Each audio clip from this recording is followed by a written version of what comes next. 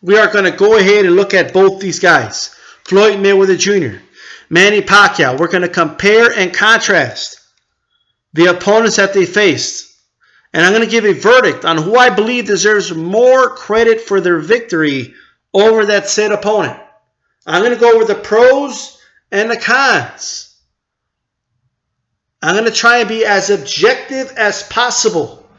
Give you my sincere analysis, my sincere opinion, and take it for what it's worth.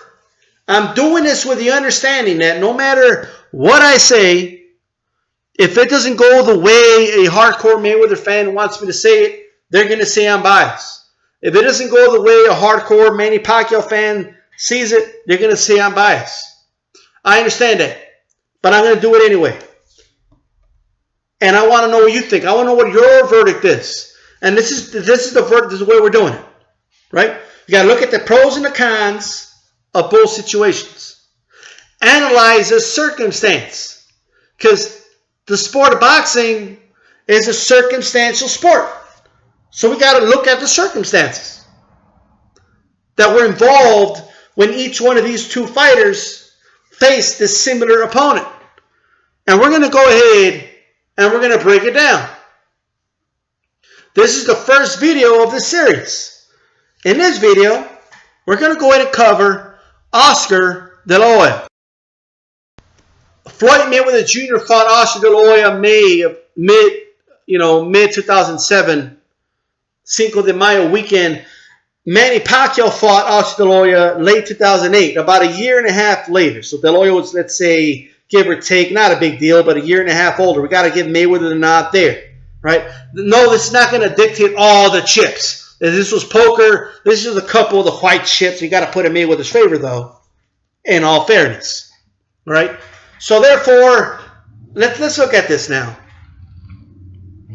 so you can get an idea of what I'm doing here. Okay, Oscar De La Hoya, if we first look at the Mayweather side, was coming off a victory over Ricardo Mayorga. He was fighting at his weight class at that time, a weight class he naturally grew into. Oscar De La Hoya came in very heavy, heavier than he did in the Pacquiao fight. He felt comfortable at that weight. They also fought with 10-ounce gloves, Cleto Reyes, that Oscar De La Hoya handpicked.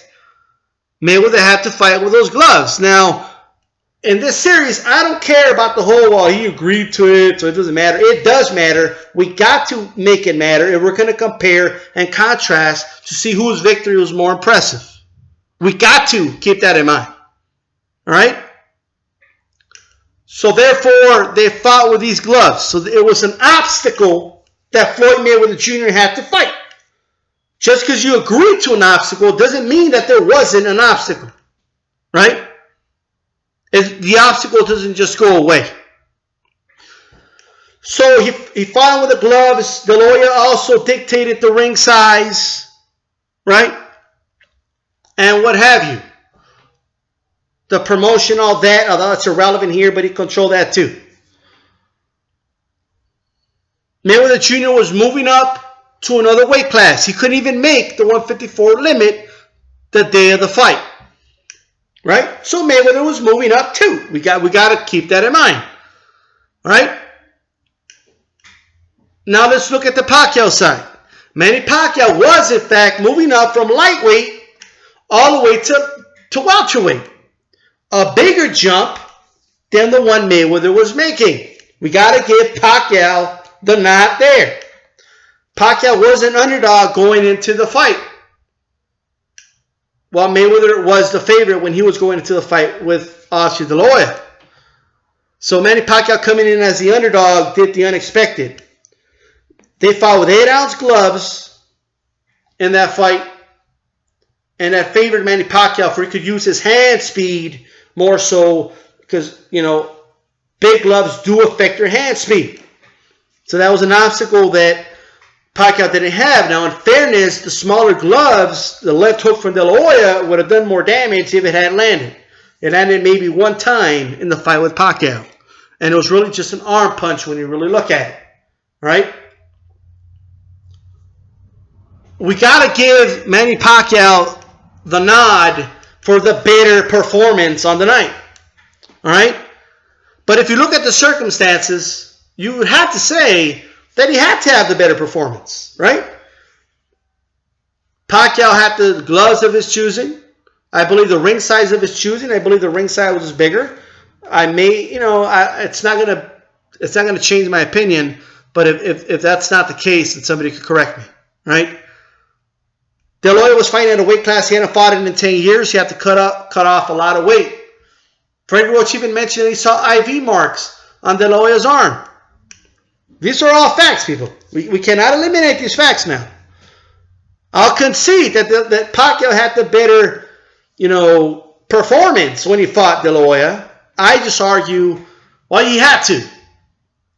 Right? If he couldn't have a better performance under those circumstances, I don't know what to say. Now, the question is, when we weigh it in, was the victory impressive enough? 8-round stoppage, domination, beating of Hoya De La Hoya, embarrassed him. Whereas he put up a fight against Mayweather. You could argue on 4 or 5 rounds. According to the judge, a split decision. In my opinion, Mayweather clearly won the fight, right? And especially the last 4 rounds dominated, in my opinion. Right? So we got to weigh it in. Is Mayweather's performance good enough under those circumstances to overcome the performance Manny Pacquiao had? Right? When we look at it. Now let's look at some other things now before we give our verdict. Something people forget. Hoya De La Hoya did have a weapon. His name was Nacho Bernstein, who had previously fought Manny Pacquiao, not him personally, but his fighter, Juan Manuel Marquez, twice, who studied Manny Pacquiao. De La Hoya had a trainer that knew more about De La Hoya's opponent, right, than Freddie Roach did when he coached De La Hoya, right? Now, there's a flip side to this. Because Roach didn't know anything about Mayweather. I don't believe he ever trained anybody to fight Mayweather. Where Nacho really knew Pacquiao. So we got to give Mayweather not there. But the flip side, the double-edged sword is that Freddie Roach really pushed for this fight because he saw something in that camp, right? When he trained De La Hoya, right, got close with him as his trainer, and he saw weaknesses in De La Hoya, which he, used to his advantage or what have you, right? So, let's go ahead and give our verdict here. By a split decision, I'm going to give Floyd Mayweather Jr. the nod. Now, I know a lot of people are mad right now, and it is what it is. Okay? That's my verdict. I'm going to give, given all the circumstances, I believe that because I don't think it's enough, even though, yes, he had the better performance, I got to give Mayweather the nod for beating the better version of Hoya De La Hoya. Yes, same name, same social security number, I get it. But it wasn't really the same guy. So all I would ask is this. If the De La Hoya that fought Mayweather fought the De La Hoya that fought Pacquiao in the ring, who would win? Who would win that fight? I think the De La Hoya that fought Mayweather would destroy the Hoya De La Hoya that Pacquiao fought.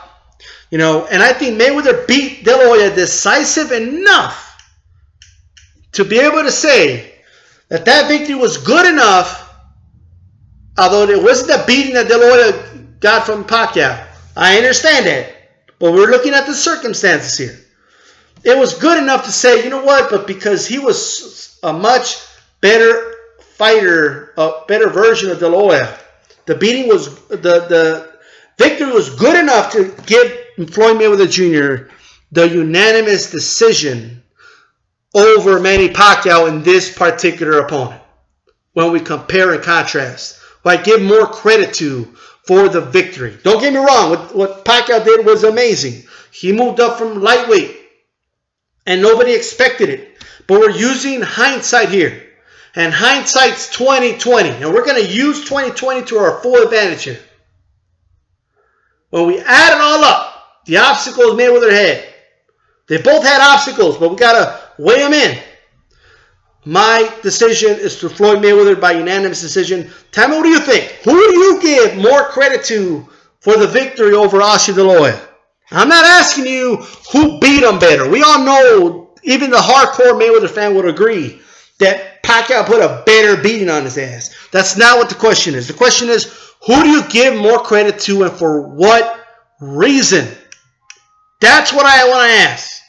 And for what reason?